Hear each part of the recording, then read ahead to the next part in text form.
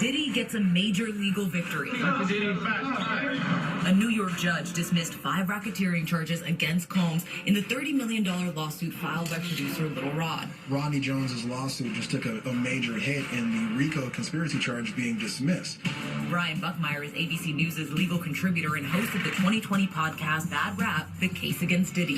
2 very different versions of Diddy have emerged over the years. And he's with me, breaking down the judge's ruling. Rodney Jones's lawsuit taking a hit had a lot to do with the attorney and the way that he filed the lawsuit and articulated the charges. He couldn't connect the criminal enterprise that he was alleging Sean Combs had with the actual damages or harm that occurred to him.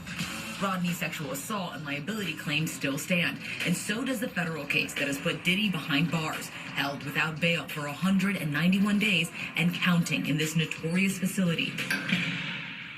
What can you tell us about some of the conditions that he's facing right now? Yeah, so the Metropolitan Detention Center, it's described by some as kind of like hell on earth, decrepit, dirty, corrupt, things that you would never probably wish upon your worst enemy. Brian's podcast, Bad Rap, is out now, where he gives an overview of the rap mogul's meteoric rise.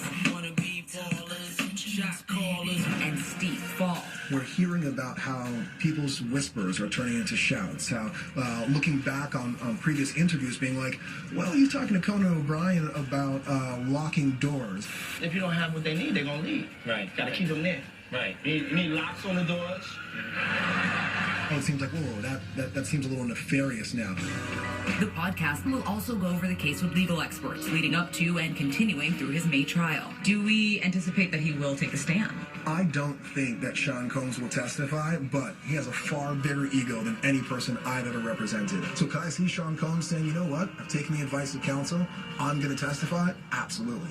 What about his sons? If his sons testify, I very much doubt it's going to be at the front end of the trial. If Sean Combs is convicted, I can see his family testifying in a way, try to mitigate circumstances to lessen his jail time. Diddy, what's going on, Diddy? Is there a chance that Diddy walks free after all of this is done?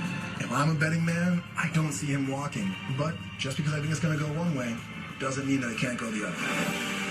An artfully crafted hedge. So, it has been amazing.